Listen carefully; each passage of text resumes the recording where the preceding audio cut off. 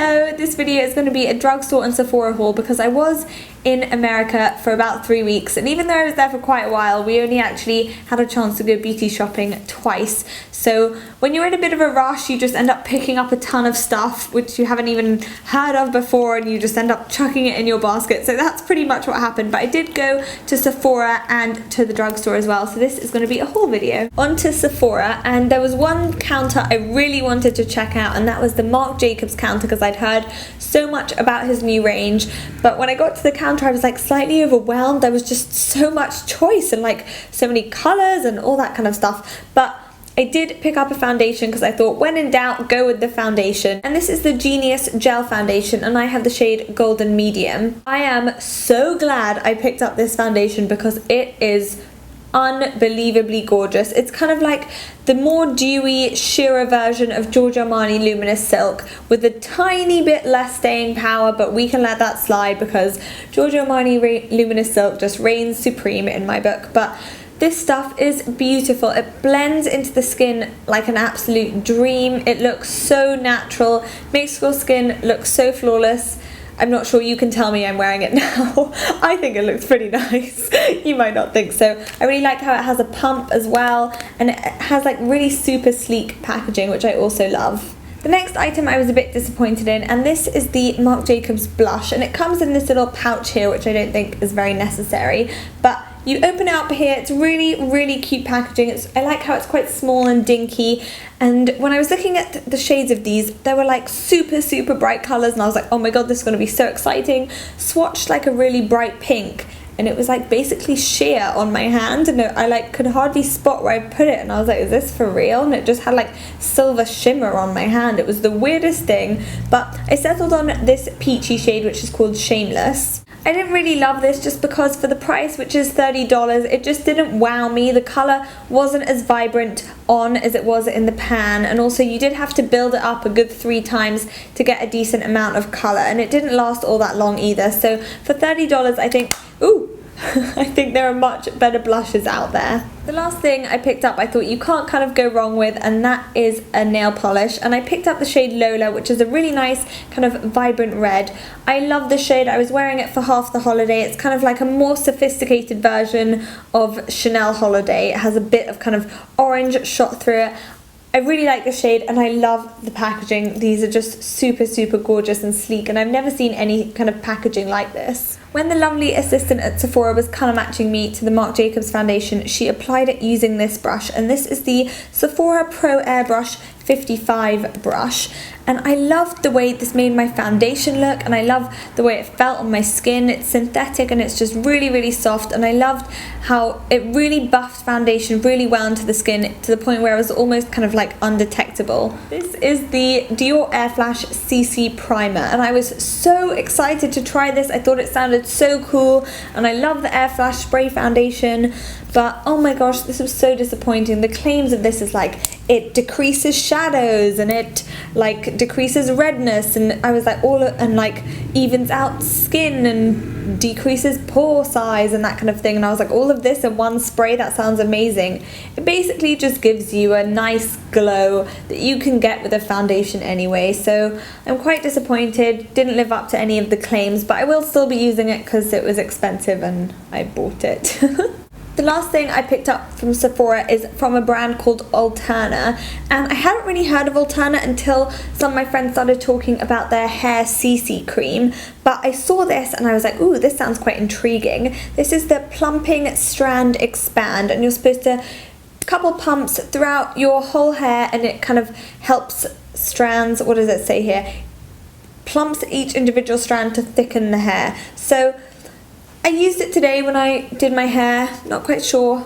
My hair's kind of gone a bit flat today. Did use some other products in it as well, but I will keep you posted on this one. There will be a lot of posts going up on my website, which is updated daily, so I will leave a link to that as well. So the brand that seemed to have like the most releases was Maybelline. They had like at least 6 or 7 new releases that I was really interested in. And the first one, which I'm going to show you now, I picked up one of them, went back to the hotel, tried it out a bit, and I was like, this stuff is incredible. Went back and bought like 5 more shades, and that are these Maybelline Color Tattoo pigments. And you'd think they'd be really hard to work with and they'd get all over your face and fall down everywhere, but they're actually really darn easy. The actual pots themselves do get a bit messy because it is a pigment, so you kind of want to put it on a tissue, dab your brush in it, tap off any excess, and just sweep it over the lid.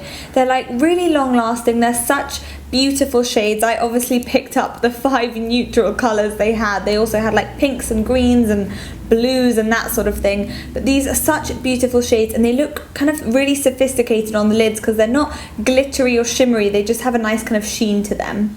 So I have my 5 neutral shades here, but I think my favourite shade is this one, which is Downtown Brown, because it's a really gorgeous taupe shade. Speaking of smoky eye things, they also have these Master Studio smoky eye pens, which I quite like the sound of. I really like a kind of lived-in smudgy smoky eye. These ended up making me laugh a little bit because this side is the liner where you're supposed to draw the line, and obviously this one is the sponge and you're supposed to smudge out the line, but I actually found this sponge erased the line as opposed to like smudging it in. It was so strange. I think you just have to kind of dab and press really lightly, but the concept is there on this one, but the product didn't actually deliver as it said it would. So the next thing is one of their new mascaras, and Maybelline are like the drugstore queens when it comes to mascara. I think they really know what they're doing, and everyone seems to like love at least one of their mascaras. So this one is their Falsies Big Eyes, and I quite like the concept on this one. It's nothing totally out of this world, but you get your upper lashes wand on this side, and then you get a smaller wand on the other side, ooh, if I can open it, for your bottom lashes. I do really like this wand for your bottom lashes because it's so fine and small that you literally need to like press it against your lashes and you're done. I do find that the Clinique bottom lash mascara kind of clumps a little bit after a while, and the formula gets quite dry really quickly, especially as I think it's like £11, so it's quite expensive as well. If you're into a kind of a natural lashes look, this wouldn't be the one to go for because the wand on this one is quite big and it does give really kind of voluminous, thick, obvious kind of clumpy lashes, but not too clumpy in kind of like a nice way. The last Maybelline item was something I was really excited about, and this is the Fit Me foundation stick. It's supposed to have like a shine-free core in the middle, and I've never really got on with foundation sticks. I find them really a bit too creamy. They're really full coverage and they're kind of hard to blend if you're not kind of using a damp sponge or something like that. So it was quite nice to find a foundation stick that was quite a nice sheer coverage.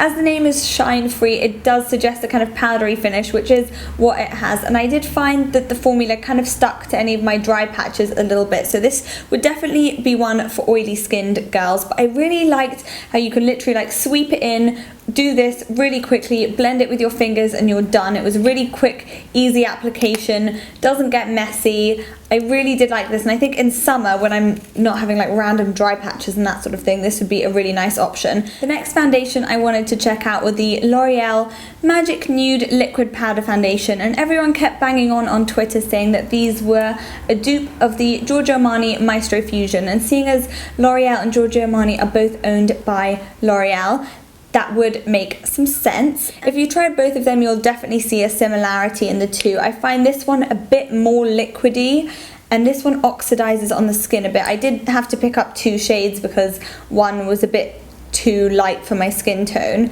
I'm not really a fan of this one. I didn't mind the Giorgio Armani Maestro Fusion. I found it really nice and light and easy to blend into the skin. This one oxidized a little bit, and also it kind of highlighted all the like imperfections on my skin, which obviously you don't want a foundation to do. I have quite large pores around my nose, and it just like seeped into those and made them stand out really quickly. And also I had like a couple of dry patches around here, and as soon as I put the foundation on, those were really visible. So I don't really like this one, and I definitely won't be using these up. I'm definitely going to have to find a new home for these. A lovely reader tweeted me saying that I needed to buy this, so it rose to the top of my list. I ran to CVS to pick it up because your recommendations are always my favourite, and this is the Salma Hayek Rose Hydrating Lip Balm. I'm not quite sure what planet I was on. I didn't even know she had a makeup range, but The whole stand was literally sold out. It was crazy. There was like 2 things left. There was like 2 of these hidden at the back and also a lipstick, which I thought I had to pick up because it was like the last one left. I thought that was a sign. Any excuse to buy anything. I'm like, it was the last one left. It's a sign. I have to buy it. But I do really like this. It's not as thin as the By Terry Balm de Rose. It is much thicker in texture and it does smell, smells really good. I absolutely love the smell of rose, and this was a nice saviour when my lips were getting quite dry and chapped in the sun. And then I also picked up this lipstick, which is called the Colour Vibrance lipstick, and I got the shade Coral. And this is just a really beautiful peachy pink. It's really moisturising formula. I was really impressed. I'm really sad I didn't pick up anything else from this range. Another L'Oreal product, and this is the Magic Decrease Eyelid Primer, and I did test this out for a couple of days and I was so impressed with it. It kind of has a yellowy tint, so counteracts any redness on my lids, makes eyeshadow look more vibrant and lasts all day. So I really like this. If you're looking for a good kind of drugstore eyeshadow primer, this is the one to go for. The next stand I completely raided was Physicians Formula because I'm really obsessed with their bronzer. I loved one of their mascaras. I love their eyeliners, so I was like, I definitely want to pick up more stuff from there.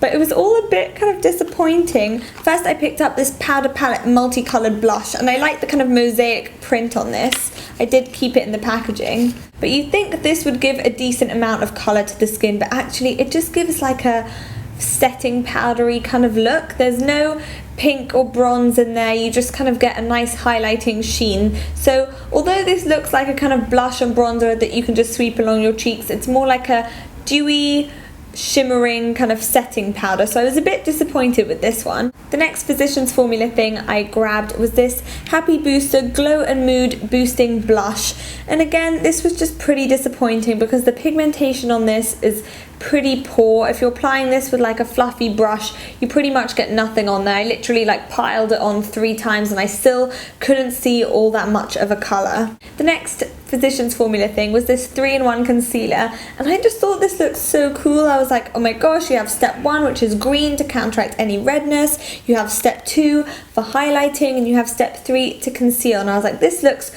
so cool. And I did try this on a couple of my red patches, the little green shade, but the formula of these, it applies quite creamy, but it just dries and sets really powdery and actually ends up being really drying on the skin, and whatever you're putting on top just ends up looking a bit cakey.